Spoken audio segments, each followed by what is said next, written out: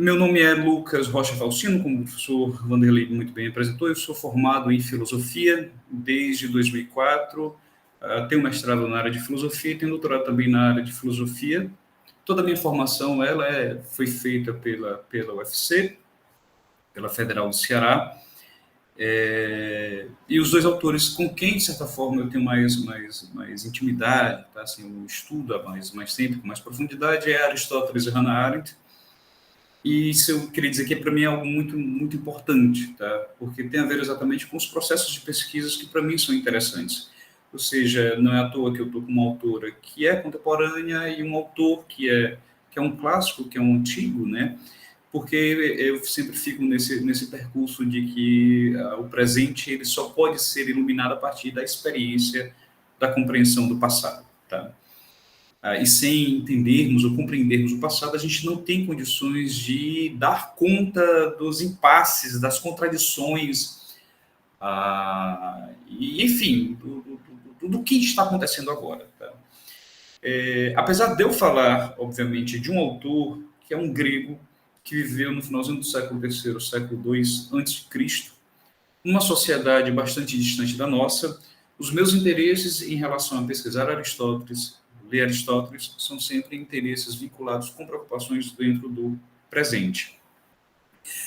Tanto que, e aí, Vanderlei, tem a ver também com as experiências que eu tive na vida, né? Assim, recentemente eu tive uma aula com o professor Manfredo, que foi uma experiência muito boa, e eu tive a oportunidade de perguntar para ele de onde é que surgiam os problemas filosóficos para ele, e ele disse algo que é muito do cunho existencialista, né? Assim, olha, o problema filosófico ele só pode vir do mundo. Se ele não vier do mundo, essa experiência filosófica ela já nasce morta. Tá? Os meus interesses são voltar a Aristóteles. Eu sempre estudei assim, o conceito que eu principalmente estudo é o conceito de amizade e sua relação com a política. Tanto que meu mestrado foi sobre este conceito de amizade política como resistência à massificação humana a partir da Hannah Arendt, e a partir disso, no meu mestrado, essa foi minha dissertação de mestrado, eu voltei, então, na tese para o conceito de filho em Aristóteles, e a partir de uma coisa que, se eu não me falar, acho que o Ricoeur, ele pontua bem, que é a relação entre o eu e o outro, né, o si mesmo e o outro, e eu fiquei sempre muito interessado sobre essa possibilidade da alteridade. Tá? Para mim, assim, não faz sentido discutir ética se a gente não consegue fazer uma devida fundamentação da possibilidade da alteridade e como é que se correlaciona o eu e o outro. Eu acho que a amizade política, a amizade de modo geral, ela possibilita algumas chaves de leituras bastante interessantes que podem, então, permitir que o eu saia do seu solipsismo, saia do seu fechamento e consiga, então, dialogar com o outro, fazer apreensões acerca do outro. Mas, assim, vamos tratar sobre a ética de Aristóteles, especificamente, e eu vou querer fazer algumas indicações para vocês. Tá? O percurso que eu, então, optei por conversar com vocês hoje, tá? Ele vai seguir alguns passos. Tá? Nesse sentido, eu estou tomando a metáfora da caminhada, tá? E aí, me aliando, obviamente, a Aristóteles e as suas aulas peripatéticas, né? Como é de comum conhecimento para quem é da filosofia, o Aristóteles ele foi discípulo de Platão, tá? Ele chega novinho em Platão, aliás, para a academia de Platão, por volta dos seus 17 anos de idade, Aristóteles é macedônico, e Macedônia, a princípio, não é uma cidade que um ateniense vai olhar e dizer que ele é um grego, tá? Apesar de também falar grego, mas ele vai com 17 anos para a academia de Platão, e ele vive na academia de Platão durante 20 anos, depois que Platão morre, por discordar de como vai ficar a coordenação da academia de Platão, o Aristóteles sai no mundo, vai ter várias experiências de pesquisas, enfim, vai ser preceptor do Alexandre o Grande, depois ele volta para Atenas e aí ele vai construir a sua escola, e na sua escola havia o peripatos, né? Havia uma calçada, né? E no peripatos, às vezes, eles faziam caminhadas, e as caminhadas eram umas experiências de diálogo, e as aulas aconteciam caminhando, né, pelo peripatos. E e aí ficou como experiências de aulas peripatéticas, né? E aí eu vou pegar exatamente a metáfora e seguir um pouco essa metáfora e dizer que nós temos, então, alguns passos a dar hoje. O primeiro passo ele vai ser exatamente um pouco sobre o contexto de uma ética das virtudes. Isso é extremamente importante para a gente.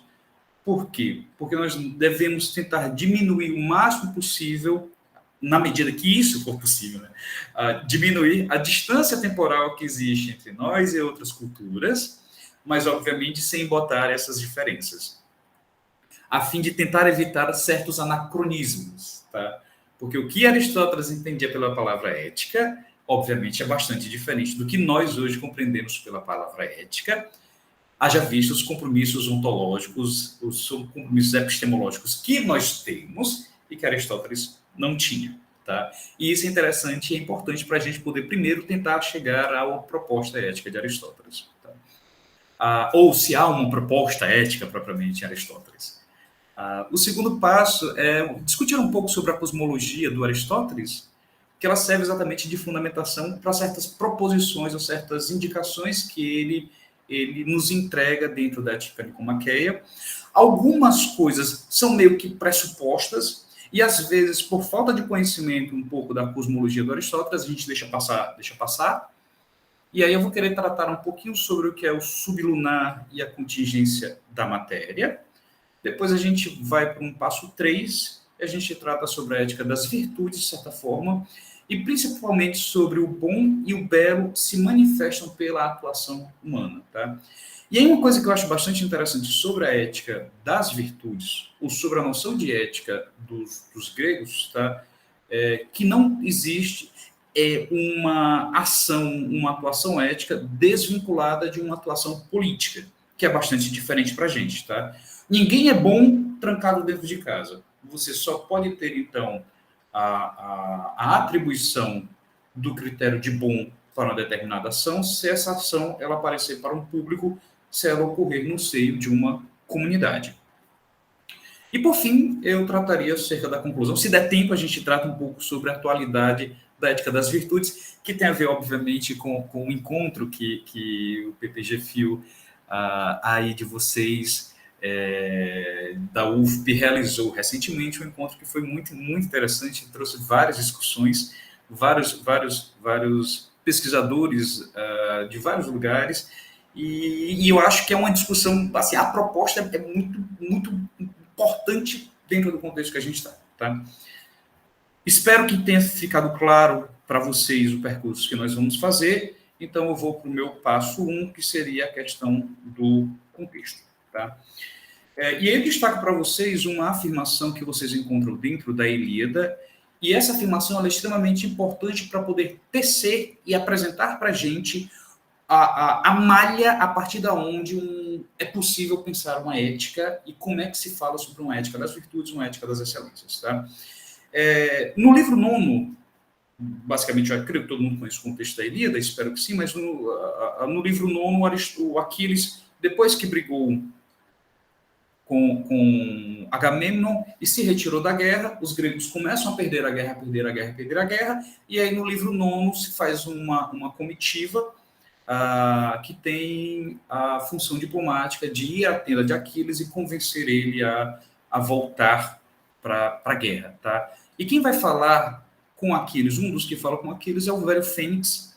Fênix foi professor de Aquiles e ele faz o discurso para tentar convencer Aquiles, e no discurso ele diz uma das grandes máximas da moral grega, que é: Aquiles, Peleu, teu pai, né? Peleu era pai de Aquiles, Peleu encarregou-me de ensinar-te como dizer bons discursos e grandes feitos por em prática. Tá? E isso é importante para a gente, por quê? Porque, de um modo geral, toda a fundamentação do que é eticamente moral para a Grécia, de um modo geral, e para Aristóteles também, tem a ver exatamente com a realização de grandes feitos e de belos discursos. Uma coisa que vai ser interessante perceber, e aí eu estou me utilizando do texto A Condição Humana da Hannah Arendt, tá? De que os gregos eles têm um problema para resolver que talvez nós não tenhamos. Tá? Os gregos eles têm o seguinte problema: Eles vivem num mundo em que, de certo modo, quase tudo é imortal ou existe algum tipo de imortalidade. Tá? Os deuses são imortais, a physis é imortal, os seres naturais conseguem se imortalizar dentro da physis, mas nós, seres humanos, enquanto seres individuais, temos alguns problemas. Tá? O primeiro ponto é que a arte vai dizer que o conceito de imortalidade significa uma continuidade no tempo. Tá? Não num tempo fora deste tempo, tá? Que é o diferente do conceito de eternidade. A eternidade está fora do tempo. O conceito de mortalidade ele está, obviamente, dentro do tempo.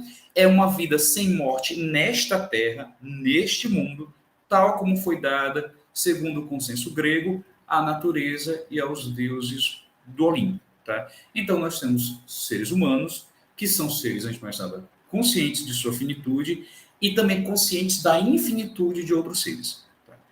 E aquilo que acontece normalmente quando você é consciente e não tem coisas que outros têm, é que você quer aquilo para você também. Tá? E os gregos, obviamente, querem uma imortalidade, querem uma vida, a continuação da vida. No Nascimento da Tragédia, logo na primeira parte do Nascimento da Tragédia, o Nietzsche fala sobre o mito, acho que é o mito de Sísifo, se não me falha a memória, o nome do personagem, que é um sátiro, que ele vai ser, então, capturado, tem um rei que vai capturá-lo, e aí querem que o Sísifo, o sátiro que eles capturam, diga qual é a grande verdade para os homens, né? E aí o sátiro vai dizer, olha, a verdade, a grande verdade era que vocês nunca deveriam ter nascido, a melhor coisa para vocês é deixar de existir o mais rápido possível, tá? E o Nietzsche vai tirar uma leitura muito interessante disso, e ele vai tirar exatamente a leitura do quanto os gregos eram apegados à vida e do imenso esforço que eles têm de tentar manter-se vivos nesta vida, ou de se imortalizar nesta vida. Arendt vai dizer, então, que contra o pano de fundo, que seria a perpétua vida da natureza e a vida divina, isenta de morte e de velhice, encontra-se, pois, os homens que são mortais, os únicos, de fato, mortais num universo que, antes de mais nada, imortal. E eles têm que tentar resolver o problema da possibilidade que os homens têm de, frente à sua mortalidade, tentar imortalizar-se. Tá?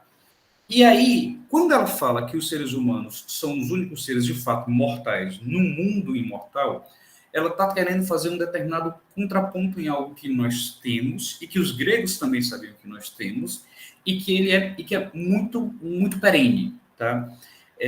A mortalidade humana se difere da mortalidade dos demais seres vivos, porque não existe somente como membro de uma espécie, e para os gregos isso era muito comum, e Aristóteles repete também a ideia de que assim, os demais animais eles conseguem imortalizar-se enquanto espécie por meio da reprodução. Tá? Mas os seres humanos eles não vivem somente enquanto espécie.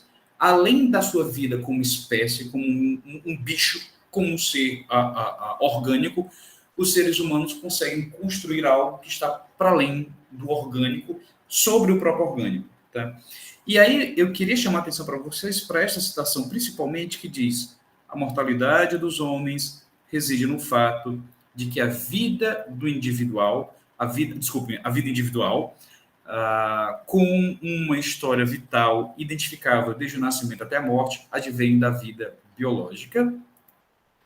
Por que eu chamo a atenção para isso? Porque o que acontece? Enquanto seres vivos, tá, e fazendo parte da physis, nós vamos estar sempre inseridos naquilo que é o imortal retorno do mesmo. Tá? É o velho bom ciclo de nascimento, crescimento, reprodução e morte. Nascimento, crescimento, reprodução e morte. Tá? Eu, enquanto organismo, na medida em que também participo desse ciclo, eu posso imortalizar minha espécie. Mas aí a arte diz, há uma diferença entre quem o Lucas é enquanto espécie, e quem vocês são enquanto espécie, e o indivíduo único, singular, que vocês são. Esse indivíduo único, singular, que vocês são, ele se destaca desse processo de nascimento, crescimento, reprodução e morte. Por quê? Porque sobre ele a gente pode, então, constituir uma vida individual, que é, antes de mais nada, a produção da história, a narrativa dos feitos que cada um daqui que estão presentes realizaram e realizarão, e feitos que podem ser, antes de mais nada, narrados. Na perspectiva da arte e na perspectiva dos gregos, tá, a individualidade, a singularidade dos homens, ela não necessariamente é um fato biológico, ela é um fato narrativo, ela é fruto de logos. Tá? Eu só consigo, então, ter acesso à minha individualidade porque sobre o mundo biológico que me é dado, esse mundo que sempre repete do mesmo jeito, eu consigo construir uma linha narrativa com começo, meio e fim, que foi unicamente vivida por mim, tá? Nasci, por exemplo, né? Por exemplo, eu nasci em 83, no Ceará, lá em Fortaleza. Em 2001, eu fiz filosofia. Em 2009, eu passei no concurso aqui para a estadual do Piauí.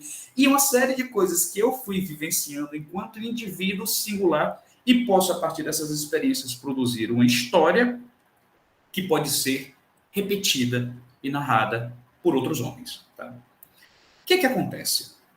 Acontece, então, que para os gregos, a excelência ou a virtude, ela vai se dar exatamente a partir da possibilidade de constituir um determinado tipo de atuação que ela é tão grandiosa, ela é tão fora da curva da média, que merece ser preservada na memória por meio das narrativas de outros indivíduos. Os homens, eu atuo diante de outros homens, esses outros homens e essas outras mulheres, eles veem a minha atuação e ela tem a capacidade de iluminar o mundo de tal forma, o mundo humano de tal forma, que merece ser repetida para as próximas gerações através de uma narrativa. Tá? Ou seja, o logos e a possibilidade da constituição de uma tessitura narrativa vai ser fundamental para a experiência de imortalização da singularidade dos homens. A singularidade dos homens para os gregos não está ligada necessariamente ao meu corpo, mas às histórias que este corpo aqui conseguiu produzir e que vai ser, então, preservada por meio de uma memória e narrada, e narrada, e narrada, e narrada. Tá? Exatamente por isso que o velho Fênix chega para Aquiles e diz: eu te criei para falar grandes discursos e fazer grandes ações. Porque através dos grandes discursos e das grandes ações que você vai fazer, você vai se imortalizar. Essa é a proposta que é apresentada para Aquiles. Ou Aquiles morre velho e esquecido por todo mundo, ou ele morre jovem, fazendo um grande feito que vai ser imortalizado por todos os demais. Tá? Eu vou pular para não ficar, para a gente chegar logo no Aristóteles. Tá? E isso vai ficar, pois, para o próprio Aristóteles. Tá? O que é que nós temos? Nós temos, então, que para uma ética das virtudes, a primeira coisa que é a fundamental da possibilidade da construção de uma narrativa que possa acolher os feitos realizados dos homens e imortalizá-los. Tá? Seria esta imortalidade que os gregos conseguiram, então, construir através da situação humana. Seria a imortalidade da minha história. Meu corpo morre, minha história preserva a minha singularidade e a narrativa que vai ser construída a partir disso e passada por meio da memória vai exatamente garantir a possibilidade da minha imortalidade. Tá?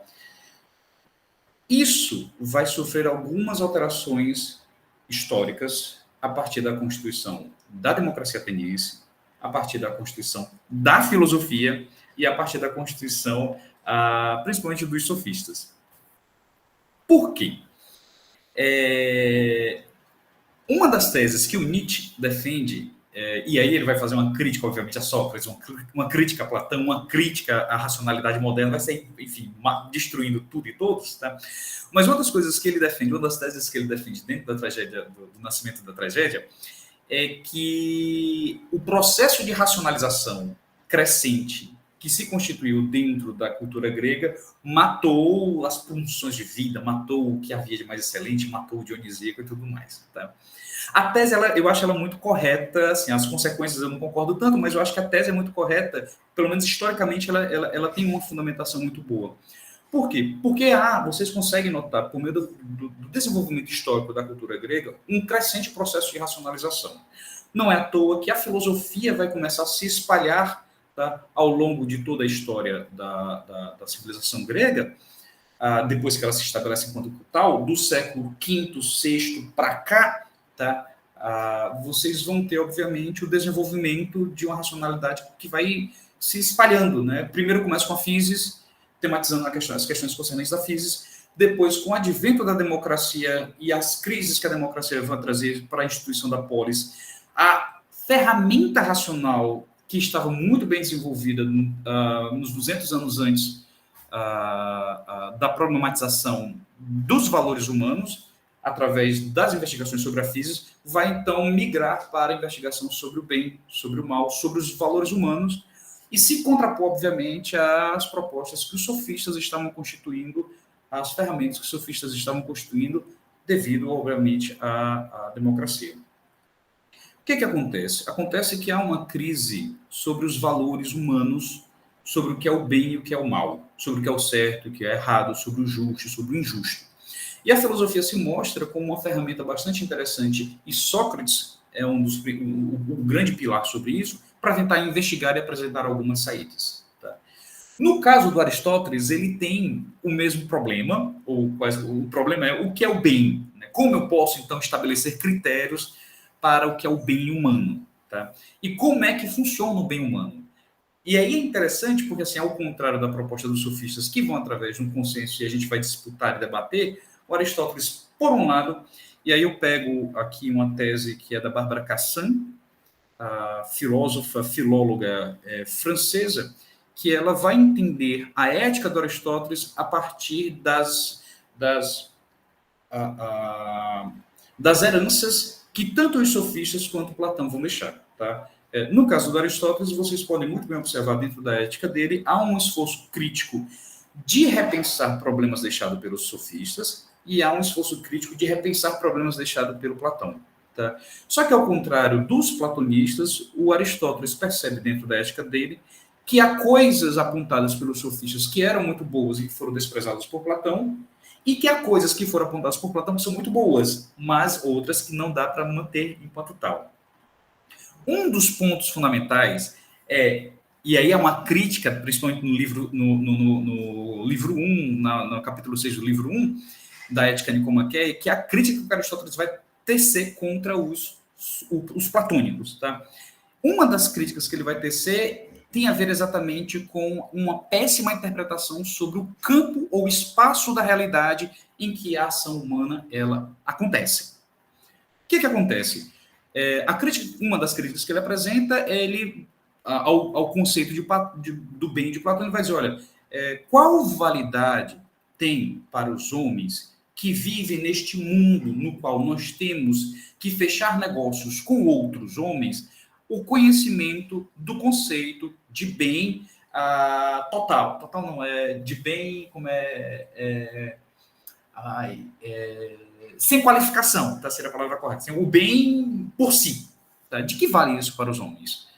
No mundo dos homens, talvez isso não tenha lá grande validade. Tem validade para nós filósofos, mas o mundo não é constituído só por filósofos. E aí o Aristóteles vai repensar, a partir da categoria cosmológica que ele vai constituir, o espaço em que os homens atuam e a possibilidade da constituição do bem a partir desse espaço que os homens atuam. Tá?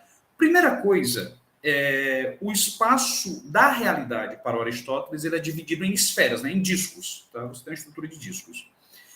E você tem uma divisão básica na construção da matéria que constitui cada um destes espaços. Tá? Lembre que, para Aristóteles, a realidade é dividida entre forma e matéria, e a matéria é a parte mais perecível, né? A parte perecível, por assim dizer, e ela vai mudar de acordo com a parte da realidade em que ela se apresenta. Tá? Então, você tem dois espaços básicos, um é o que ele chama de mundo sublunar, onde os seres que nele se encontram estão sobre a égide da geração e do devir, do nascer e do morrer, e o mundo lunar, que é abarrotado por seres eternos e imperecíveis. E aí, basicamente, esta seria a formação do cosmos, né? Você teria, então, a Terra, você teria a Lua, e a Lua dividiria, pois, para nós, um mundo que seria contingente do mundo em que o movimento não é contingente, o movimento ele é sempre eterno e imutável. Tá? Nós, obviamente, vivemos neste espaço. Se nós vivemos nesse espaço, nós vivemos sobre Eu vou dar um pulinho aqui. Está sobre o devir e o acaso. Nesse ponto, a palavra tinkei, tá? A palavra acaso, ela é extremamente importante. Por quê? Porque o espaço que a gente atua, onde a gente vive, é o espaço fundamentalmente da contingência. Nós podemos diminuir sempre a possibilidade do contingente, mas a gente nunca consegue eliminar a possibilidade do contingente, tá? Nesse sentido, as ações humanas realizadas pelos homens não podem ser tomadas em absoluto, mas sempre mantêm, mas sempre podem ser tomadas, desculpa, mas sempre remetem a circunstâncias em que elas foram efetivadas. As ações humanas, elas são sempre circunstanciais. A boa ação realizável, ou melhor, a virtude que um homem pode manifestar, faz constantemente alusão direta à situação em que ela é efetuada. Tanto que o Aristóteles, no livro 2 e capítulo 3, se não me falha a memória, ele vai construir para a gente uma noção de bem que é bastante diferente da noção de bem do Platão. Porque a noção de bem humano é um bem que ele deve ser, antes de mais nada, situacional. Ele exige que os homens julguem e avaliem as circunstâncias nas quais uma determinada ação ocorreu. Logo, nunca o homem tem condições de ter uma ação que tenha um significado absoluto. Porque, antes de mais nada, a ação humana ela não é absoluta, porque pela própria estrutura, por assim dizer, da realidade na qual nós nos inserimos, nós não temos condições de fazer ações que sejam absolutas. Tá? E aí a gente chega, então, no terceiro passo, que seria a ética das virtudes. Tá? Então, o que o Aristóteles vai estar se perguntando, basicamente, tá? O que nós temos é os homens, eles atuam num mundo que, antes de mais nada, contingencial, no qual a possibilidade do acaso, de tudo dar errado, é inextinguível, pode ser diminuída, mas não pode ser eliminada. E este homem, aí é um detalhe, tá? Isso é bastante interessante, no caso do Aristóteles, não tem ajuda dos deuses, tá? É este homem, porque assim, os deuses, de certa forma, eles não são tão providentes quanto na cultura judaico-cristã. E exatamente este homem, tá, que vai estar largado neste mundo contingencial, ele tem que fechar acordos a fim de tentar encontrar a realização do bem, e isso só é possível com outros homens, tá? Então, Aristóteles nos apresenta que a ação humana, a praxis, é aquilo que permite aos homens singulares, no seio da fragilidade da vida humana,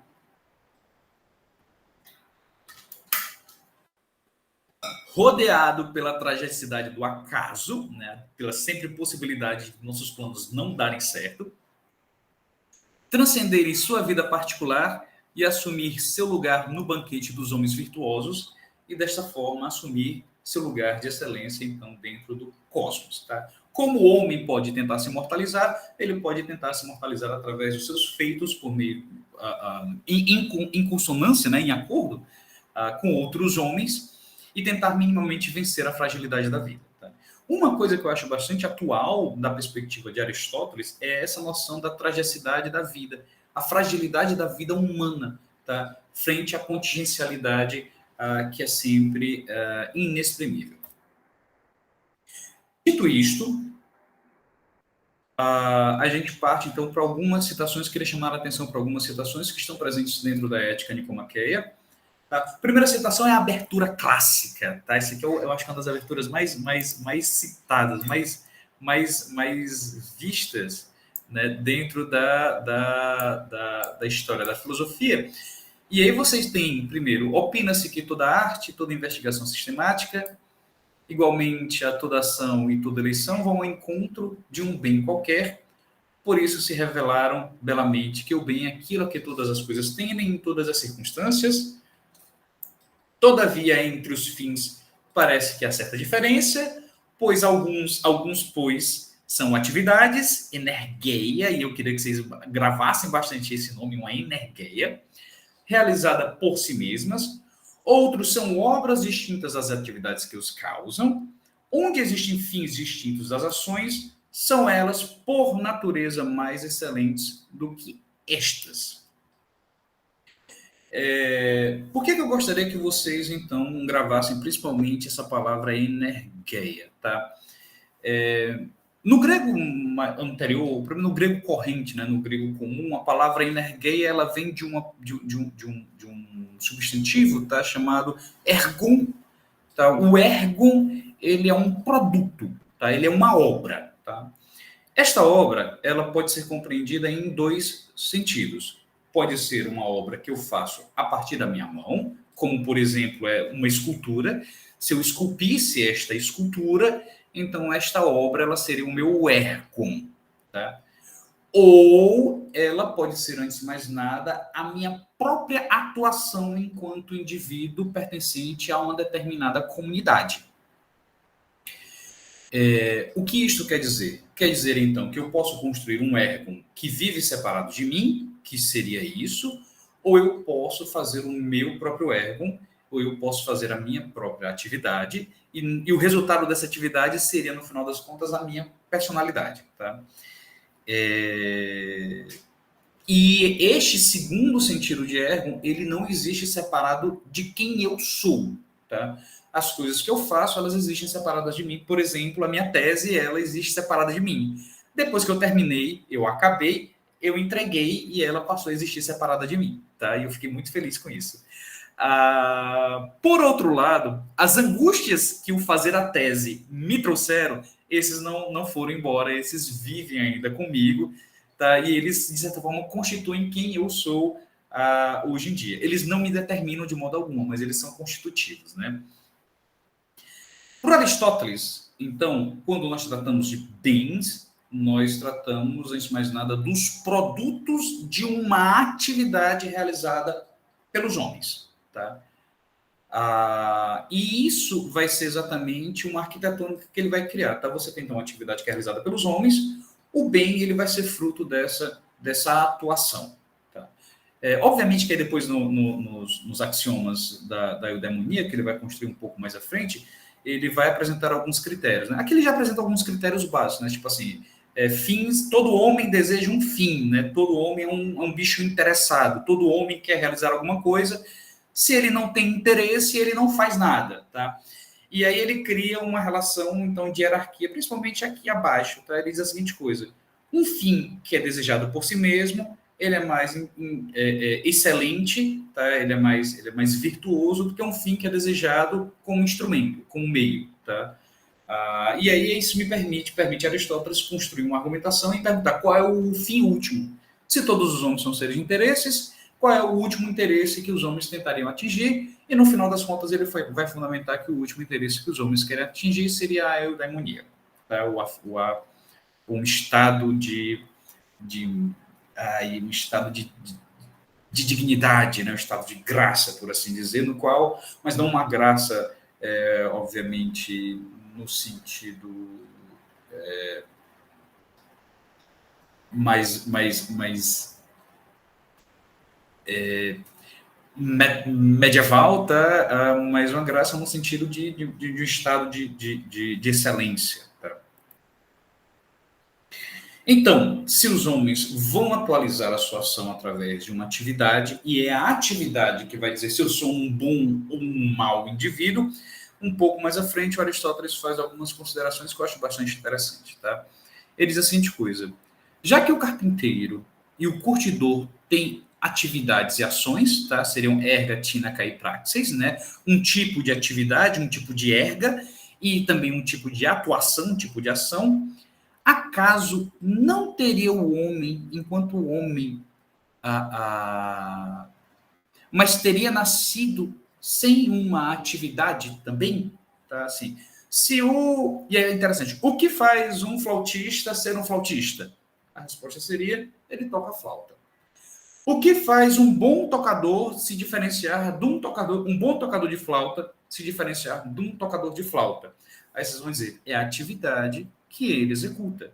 Se ele executa o tocar flauta de um bom modo, de um ótimo modo, então ele será dito um ótimo tocador de flauta. O que o Aristóteles pergunta é, se isso existe para as demais profissões, por que não existiria para o próprio homem? E aí ele vai e fala, ou do mesmo modo que parece ser certa atividade, ergon, própria do olho, da mão, do pé e, em geral, de cada parte do corpo, não teria o homem uma atividade, um ergon, tá? A parte de todas essas, qual poderia ser, tá? Eu queria ler, e eu peço licença para vocês, pelo menos mais 2 páginas, e a partir disso a gente fecha, pelo menos, a nossa conversa de hoje. Tá? É, por favor, me acompanhe. Tá? No contexto de Ética Nicomaqueia 1.7, que é exatamente esse contexto aqui, parece-nos clara a estratégia argumentativa de Aristóteles para, a partir da relação funcionalista presente entre ato e potência, apresentar a definição da atividade do homem segundo uma virtude consonante à parte racional de sua alma. O argumento basicamente é: se Y é um fim para a atividade X, então Y a determina, tá? A ideia é o que orienta uma determinada atuação é o fim que ela quer chegar. Esse fim, esse telos, por sua vez, ele vai exatamente estar minimamente dando condições existenciais para uma determinada atividade ser reconhecida enquanto tal. O que é que eu quero dizer? Quero dizer que se um tocador de flauta quer ser um bom tocador de flauta, então ele vai ter que, a fim de chegar ao predicado bom tocador de flauta, atuar, tá? E organizar a série de ações que ele precisa e a série de conhecimentos que ele tem a fim de poder tocar flauta. Assim, um curtidor é identificado enquanto tal, através da atuação que ele efetiva, e essa, por sua vez, é determinada pela finalidade que quer concretizar. No caso, colocar o couro ou a pele em um líquido próprio, tanto para amaciá-los, quanto para deter sua decomposição orgânica, para que possam ser usados posteriormente na fabricação de outros artigos manufaturados. Porém, vale lembrar que as atividades que atuam no campo da produção, que são exatamente as atividades do carpinteiro e do curtidor, visam a geração de algo que pode ser ou não ser e cuja origem está no que produz e não no que é produzido. Do mesmo modo que o produzido existe de modo separado do produtor. A casa, depois de produzida pelo arquiteto, existe apartada dele. O jarro existe apartado do oleiro, a saúde do médico, a escultura existe apartado do escultor depois que elas são produzidas. Com isso, se retomarmos a distinção qualitativa entre fins que são meios para outros fins e fins que são desejados por si mesmos, exposta por Aristóteles no início da Ética Nicomaqueia 1.1, teremos como resultado que quando o propósito racional tem um produto como fim necessário à atividade que o produz, o produto se apresenta como um propósito qualitativamente superior à atividade do produtor. Por outro lado, o que ocorre no âmbito da ação, e aí a gente está separando o que seria uma atividade de produção de uma atividade, de uma praxis propriamente, e aí o Aristóteles é bastante criterioso em dizer isso, que a produção do carpinteiro ela é qualitativamente distinta da produção do homem quando está atuando. Por quê? Porque eles desejam fins distintos. Através da ação do carpinteiro, eu quero construir uma cadeira. Através da ação do homem, o que eu tenho seria a minha própria identidade, a minha própria singularidade, ou melhor, a produção de feitos que merecem ser lembrados pelos demais. O que ocorre no âmbito da ação praxis efetiva-se de um modo qualitativamente diferente, pois o bem, o fim da ação, não se apresenta como produto da boa ação do homem, no sentido de que não há uma distinção, uma existência apartada entre a ação realizada e a realidade que se efetiva a partir dela. Como defende Lawrence, quando o propósito racional tem a sua atividade como fim e não um produto separado, essa atividade pode ser buscada em função de um fim ulterior ou não. Do contrário, a ação não constituirá um fim último ou o fim último se há ou pode haver apenas um. Fim de citação. Por isso, aquilo que é efetivado a partir da ação é qualitativamente distinto da produção. Não se tem como resultado um algo ou um que por meio da atividade da praxis. Um fim distinto da própria atividade. Mas o fim que se efetiva é coexistente à constituição da disposição de caráter do próprio agente. Ou seja, o que eu produzo seria o caráter de um determinado homem. Portanto, o bem, enquanto realidade que a ação procura efetivar no mundo, é por si mesmo concomitante com a efetivação da personalidade do quem, do si mesmo, daquele que está realizando uma praxis. Assim, nos deparamos com um pensamento que procura demonstrar que a unidade entre o bem humano e a ação humana incide na identificação de que ambos se coadunam em uma espécie de vida que se efetiva segundo um princípio racional, uma atividade da psique em consonância com a virtude. Por isso que o bem se relaciona diretamente com a função e com seu bom exercício para as coisas que têm função. Logo, se para um flautista o bom exercício da atividade de tocar flauta será o bem, assim como será a virtude própria à sua atividade específica, então para o homem, sua função e seu bem serão equivalentes a uma boa execução do tipo de atividade que lhe é própria. E aí, qual seria, a pergunta seria, tá, então se excelência é a realização de uma boa atividade diante de uma comunidade humana, qual seria, pois, a atividade que é própria ao homem a realizar enquanto homem? Aí a citação do Aristóteles é: afirmamos do homem que o ergon, tá, é um certo tipo de vida, tá? Um antropo de tithemen ergon soetina, tá? E aí é interessante, o ergon do homem, né? Aliás, o ergon do antropo é exatamente um certo tipo de vida. E aí um detalhe, esta vida é uma atividade ou ações da alma que implica no princípio racional. O ergon do homem spudaios, e aí o spudaios para Aristóteles é o homem mais excelente de todos, tá? É aquele quase como o herói, tá? É o homem mais virtuoso. Existem homens bons e existem os spudaios, né? Ele seria aquele que consegue realizar as ações da atividade humana de um modo mais excelente. O ergon do homem spudaios é uma boa e bela realização do mesmo, no caso do próprio ergon, do próprio homem. Tá? Cada boa ação tem familiaridade com a excelência que lhe é própria. Se assim o é, então o bem do homem nos parece como uma atividade da alma em consonância com a excelência. E se há de mais uma, com a melhor de todas as excelências. E aí o Aristóteles vai escrever, a partir do livro 1, tá? Ele vai escrever uma série, então, descrever uma série de excelências, vai fazer aquele quadro de excelências, de virtudes que ele compreende e que a sociedade dele compreendia que eram necessárias para um homem dizer que teve uma boa vida ou ser identificado, pois, com um bom homem, tá?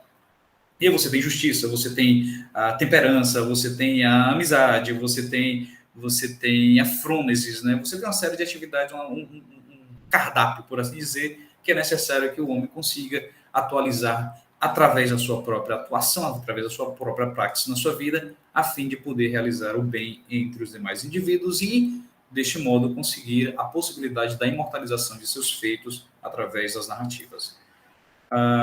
Por fim, e aí eu vou partir sobre a atualidade da ética das virtudes, e aqui eu só vou fazer um arremate, tá, da minha fala, eu vou encerrar minha apresentação, e vou tratar aqui mais com vocês, né, sobre a atualidade da ética das virtudes. O que eu acho, e aí eu falo para vocês, bastante interessante. Primeiro, me fizeram, Vanderlei, lá no evento me fizeram uma última pergunta que eu não tive como responder porque o tempo estava estrangulado, né? Mas me fizeram a pergunta sobre a possibilidade do resgate, então, da filia aristotélica para os contextos atuais, tá? Eu, particularmente, não acho que seja valoroso para a gente tentar resgatar qualquer coisa que seja do passado, porque eu acho que não dá para fazer isso. Você não tem como recuperar o passado nesse sentido de trazer e atualizar, no sentido de revivê-lo, tá? Mas eu acho que o passado ele pode iluminar algumas coisas, tá?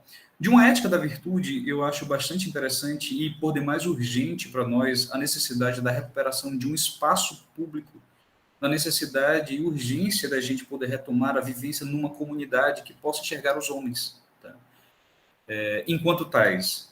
Às vezes a gente tem um medo muito grande, né, de ir a público e de se apresentar e de, enfim, de atuar com outros homens. Mas se nós tomarmos este medo como uma ordem, né, para nós, um ritmo de vida, nós vamos cair exatamente nos problemas que eu acho que nos últimos 4 ou 5 anos nós vivenciamos os problemas sociais exatamente do obscurecer o mundo público. Tá? Quando você vem com a antipolítica, quando você vem com certas posições que são de destruição, obviamente, de um espaço plural de convivência, de diálogo, de negociação. Tá? Todas as virtudes do Aristóteles, elas necessitam, e a noção de virtude do Aristóteles, ela necessita como fundamental a construção de um espaço de comunidade. Os homens têm que se ver, os homens têm que se falar.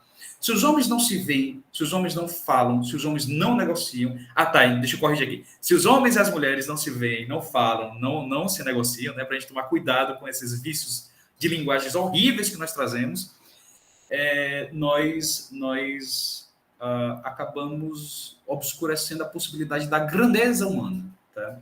E aí nós vamos ser, obviamente, obscurecidos por determinadas sombras, tá? Que vão na contramão, enfim, do que a gente vive, do que a gente necessitaria para poder estabelecer o bem e o belo entre nós. Eu acho por demais urgente que a gente tente, de algum modo, recuperar esses espaços, né? Eu acho que a pandemia, ela colapsou bastante esses espaços. Eu acho que... eu sinto que redes sociais, de um modo geral, elas acabam colapsando bastante esses espaços, tá? Porque o que se perde juntamente com isso é a possibilidade de enxergar os outros. Eu não sei se vocês percebem, desde o começo eu estou dizendo para vocês o seguinte: os gregos perceberam que a possibilidade da imortalidade e grandeza humana, ela só se constitui através do contato com os outros. São os outros que vão ver a minha atuação e garantir a narrativa ou a memória da minha narrativa. Tá? Por meio de redes sociais, por meio desse mundo que a gente está construindo agora, assim, não existe outros.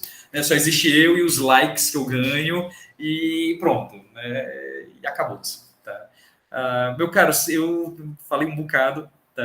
Seria exatamente isso que eu teria para tratar com vocês hoje aqui. E agradeço mais uma vez a oportunidade de poder conversar com vocês. Espero que tenha conseguido ser suficientemente claro, porque eu acho que às vezes é o mais difícil na filosofia, você ser claro para os outros poderem compreender os seus raciocínios. Muitíssimo obrigado e estou aqui à disposição.